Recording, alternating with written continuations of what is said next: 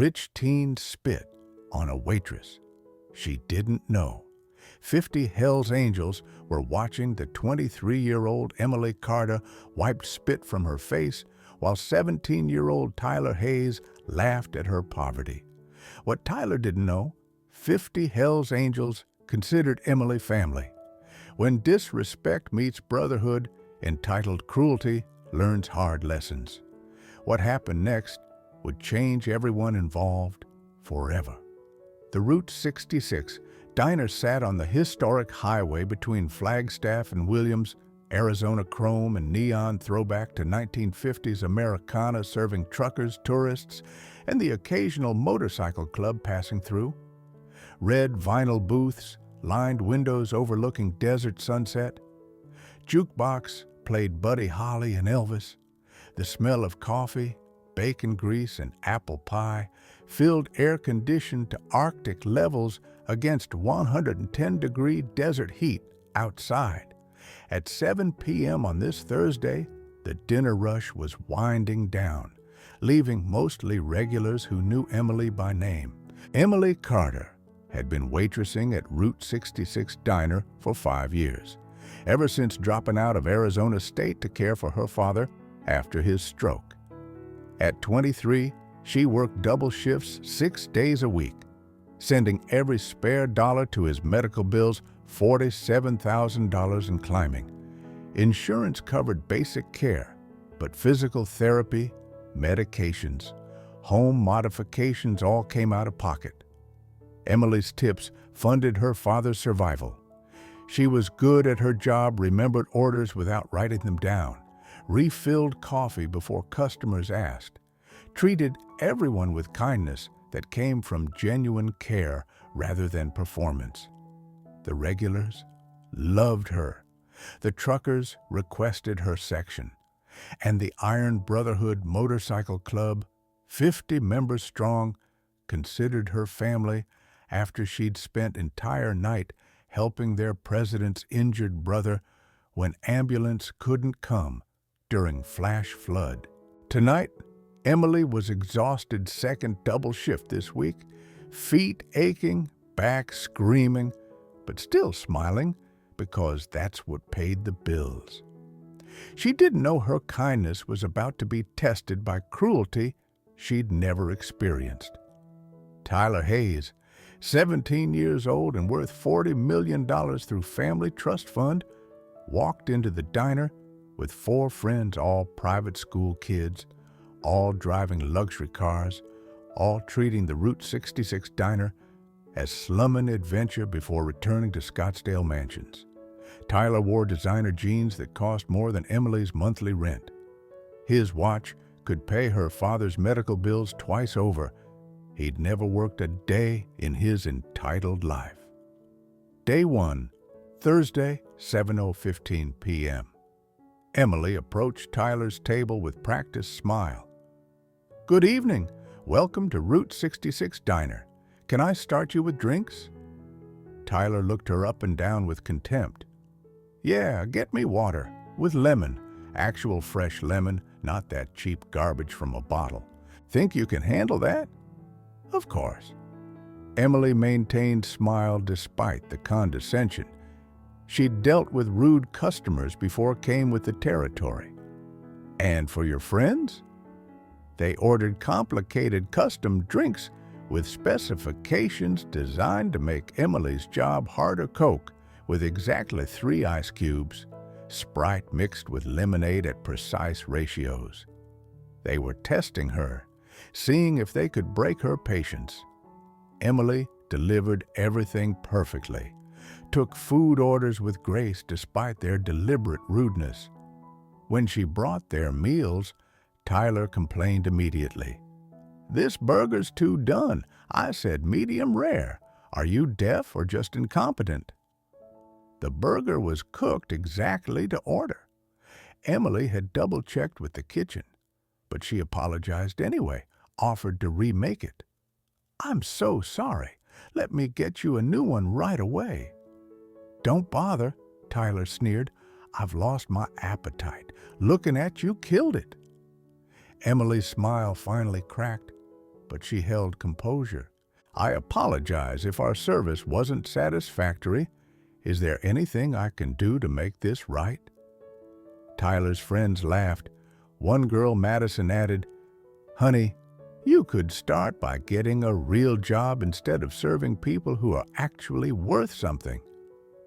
In the corner booth, 50 Hells Angels members had been watching the entire exchange. They'd come for dinner after a long desert ride, were planning to stay late drinking coffee and swapping stories. Iron Brotherhood President Cole "Crusher" Davidson, 48 years old and built like violence incarnate, had known Emily for 3 years. She'd helped his brother when most people would have turned away. She'd stayed late serving the club countless times, never complained, never judged, always treated them with respect despite leather vests and intimidating appearances.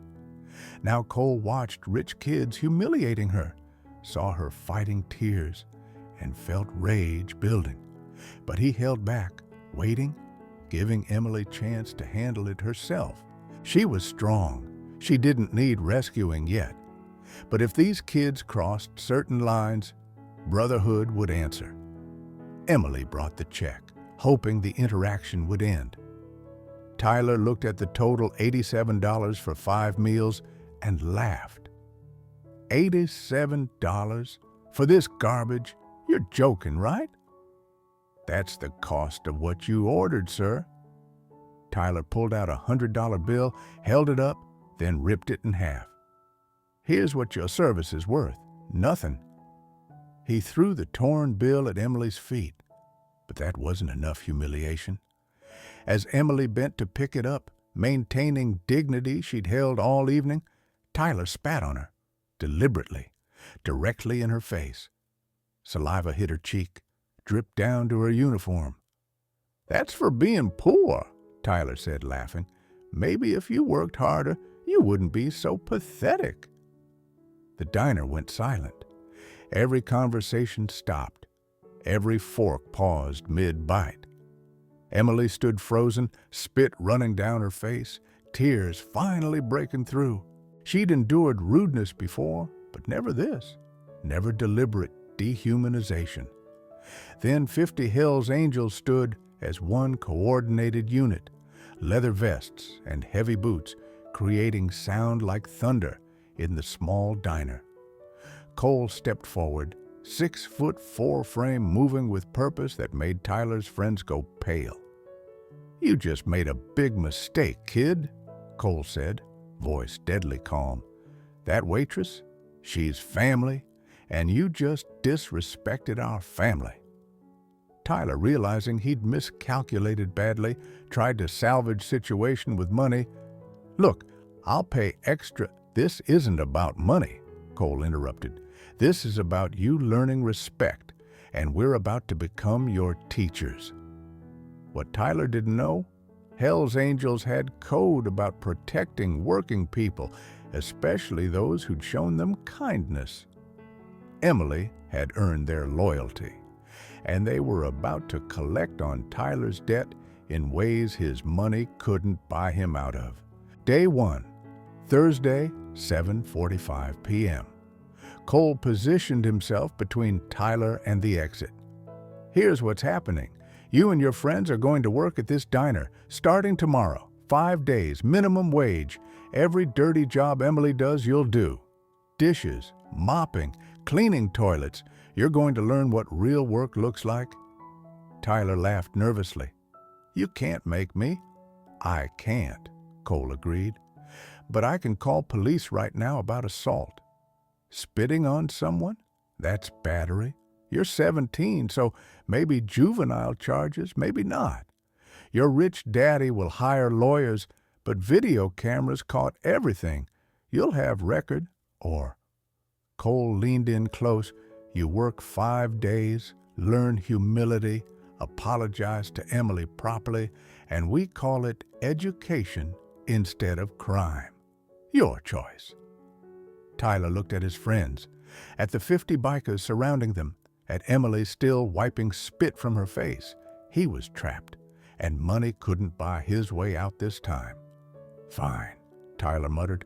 5 days. "Starting 6 a.m. tomorrow," Cole added. "Don't be late. And if you disrespect Emily or anyone else here, we extend your sentence. Every insult adds a day. Understand?" Tyler nodded, humiliated, but terrified enough to comply. Day 2, Friday, 6 a.m. Tyler arrived late 6:32 a.m. in wrinkled designer clothes, clearly having not slept. Cole was waiting. "That's 32 minutes late. You just earned yourself 32 extra minutes at the end of your shift today. Next time, it's an extra day." The work started immediately, scraping burnt food from grill, mopping floors, washing dishes from breakfast rush. Tyler had never washed a dish in his life, never mopped a floor, never cleaned anything. Within an hour, his hands were raw, his back ached, his designer jeans were soaked from dishwater. Emily watched, conflicted.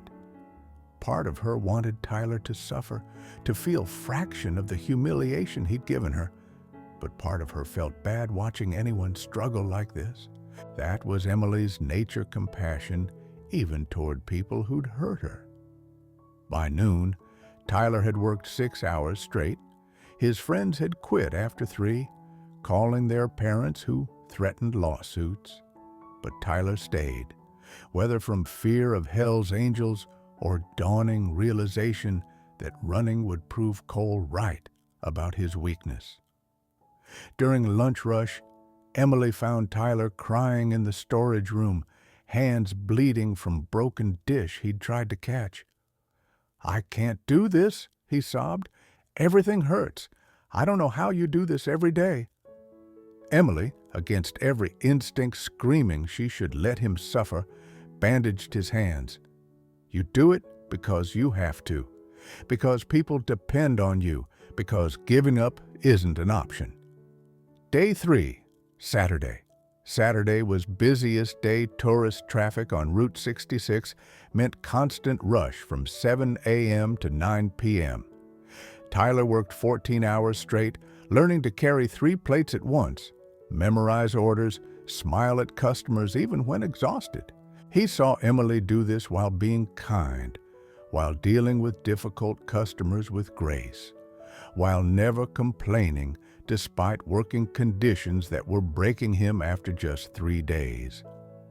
During brief break, Tyler asked Emily, "Why are you nice to me?" "After what I did?" Emily considered.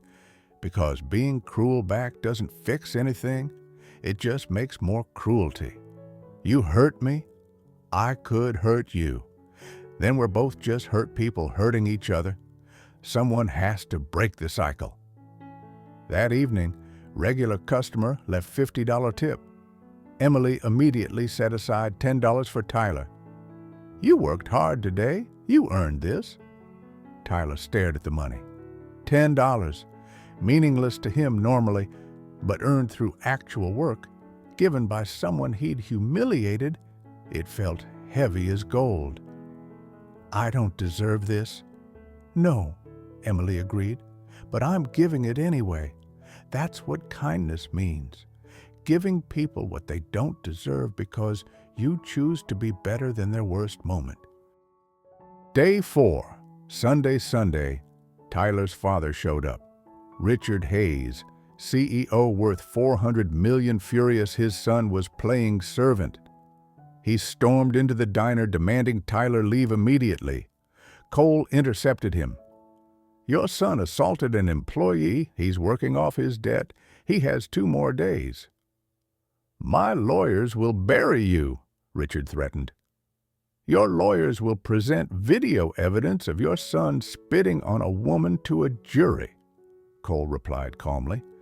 "Then explain why a wealthy teenager thought assault was acceptable. That's great publicity for your company. Or Tyler finishes his 5 days, learns something useful, and nobody files charges. Your choice." Richard looked at Tyler, who'd been watching this exchange with complicated emotions. For the first time in his life, Tyler saw his father's wealth as weapon, not shield. Saw how money could threaten people instead of helping them. Saw the difference between power and actual strength. "Dad," Tyler said quietly, "I need to finish this. I need to understand what I did." Richard, shocked his son was contradicting him, left furious. But Tyler stayed, because somewhere in 3 days of actual work, of bleeding hands and aching back, of watching Emily's unearned kindness, something had shifted. Tyler was beginning to see himself clearly for first time, entitled cruel, empty. And he didn't like what he saw. Day 5 would determine whether that self-awareness translated into real change, or whether Tyler would return to his privileged bubble, having learned nothing beyond temporary discomfort. Day 5, Monday, 10 a.m. Monday brought catastrophe. Emily's father had emergency second stroke, massive, life-threatening.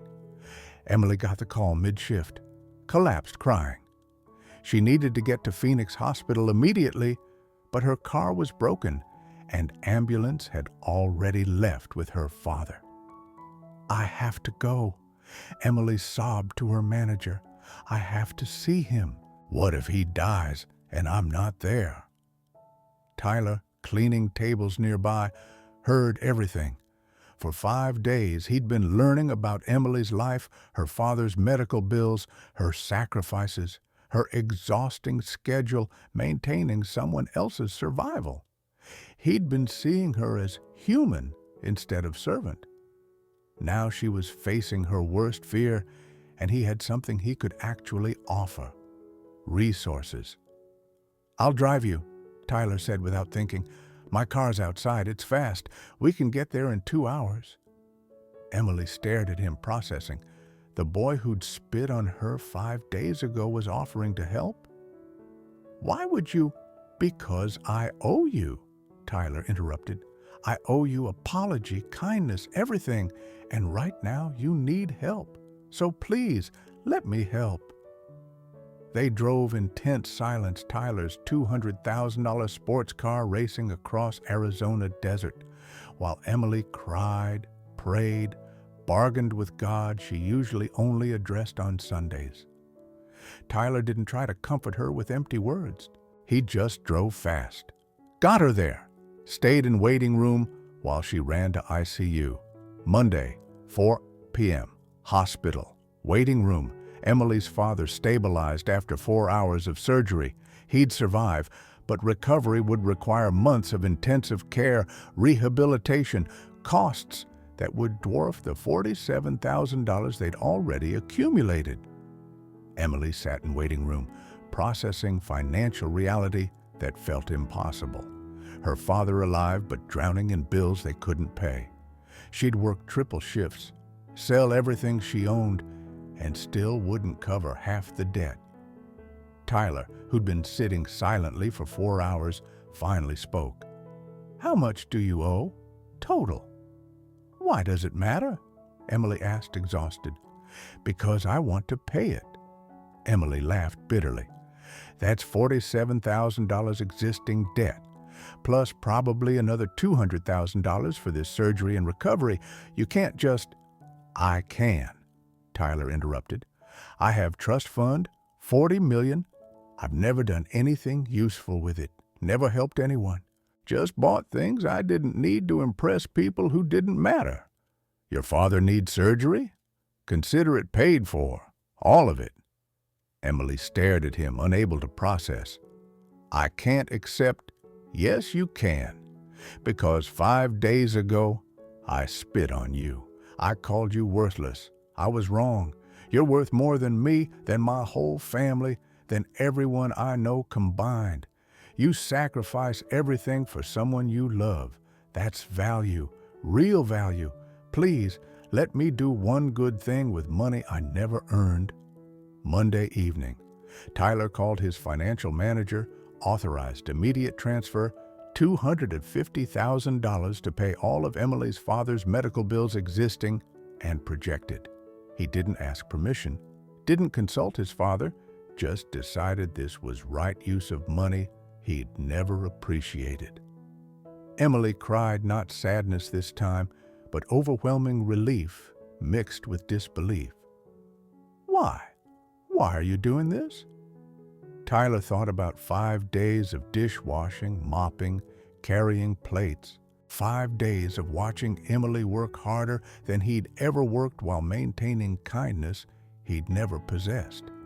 5 days of Cole and the Hells Angels teaching him that respect wasn't given freely, it was earned through character, through how you treated people who couldn't fight back, through choosing compassion over cruelty.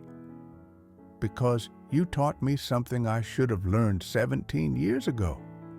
People's worth isn't measured in dollars. It's measured in how they treat others when nobody's watching, when there's no reward, when kindness costs them everything and they give it anyway. You did that for me. After I spit on you, you bandaged my hands. You gave me tip I didn't deserve. You broke the cycle of cruelty. Now I'm trying to do the same. He paused, voice breaking. I'm sorry for everything, for spitting on you, for being cruel, for thinking money made me better. I was wrong. You're better than me in every way that matters. I hope someday I can be half as good as you. Emily looked at this 17-year-old who transformed in 5 days from monster to someone attempting humanity. You're getting there, she said simply. Keep working at it. And that was the moment Tyler understood. Redemption wasn't one grand gesture. It was continuous choice to be better, to help when helping was hard, to respect people regardless of their economic status. 5 days in a diner had taught him more than 17 years of private school ever had. The question was whether the lesson would stick once he returned to his privileged world, or whether this was temporary humility that money would eventually erase. 2 weeks later, Emily's father was recovering well, medical bills completely paid, physical therapy arranged. Emily reduced her shifts from 6 days to 4, allowing time to actually rest, to process what had happened, to visit her father without panic about missing work. Tyler returned to the diner not because Cole required it, but because he wanted to. He worked weekend shifts as volunteer, donating all tips to staff fund for employees facing emergencies. He learned every position, treated everyone with respect he'd never shown before, became someone the staff actually liked instead of tolerated. His friends thought he'd lost his mind. His father threatened to cut him off. But Tyler didn't care. For the first time in his life, he felt useful, felt like his actions mattered, felt like he was a person worth respecting. Instead of wealthy kid demanding respect his character hadn't earned. 6 months later, Emily's surprise. 6 months after the incident, the diner organized celebration. Emily's father had fully recovered, returned to work part-time, no longer needed intensive care. Cole and Iron Brotherhood coordinated with Tyler to surprise Emily. When Emily arrived for her shift, the diner was packed. 50 Hells Angels members, regular customers, staff, Tyler and his friends, who'd also started volunteering after Tyler's transformation, and Emily's father, sitting in a corner booth, smiling wider than she'd seen in years. "What's happening?" Emily asked, overwhelmed. Cole approached, carrying envelope. "Emily, you've taken care of everyone in this diner for 5 years. You've worked double shifts, sacrificed everything, shown kindness to people who didn't deserve it. Now it's our turn to take care of you." He handed her the envelope. Inside, deed to the Route 60X diner. The owner, retiring, had sold it to a group of investors who'd pooled resources to buy it specifically for Emily. "I don't understand," Emily stammered. I can't afford—" "You don't have to," Tyler interrupted. "We bought it. Me, Iron Brotherhood, regular customers, your dad. We all contributed. The diner is yours now. You're the owner. You make the rules. You hire the staff. You decide everything." Emily looked around at the assembled crowd bikers who'd protected her, customers who'd supported her, Tyler who'd changed because of her father whose medical bills had been paid by strangers who'd become family. "Why?" she whispered. "Because you deserve it," Cole replied simply. "Because 5 years of selfless service deserves reward. Because you changed a spoiled kid into someone decent by refusing to be cruel when cruelty was deserved. That's magic. That's power. We want to see what you do with it." Emily renamed the diner Second Chances Cafe, dedicated to the idea that people could change, that kindness mattered, that everyone deserved dignity regardless of economic status. She implemented policy: free meals for anyone who couldn't pay, no questions asked. She hired formerly incarcerated people needing second chances. She created scholarship fund for employees pursuing education. She transformed the diner from just business into community hub where everyone mattered. Tyler became regular volunteer, eventually taking position on cafe's board. His relationship with his father remained strained. Richard couldn't understand his son's transformation, but Tyler didn't need his father's approval anymore.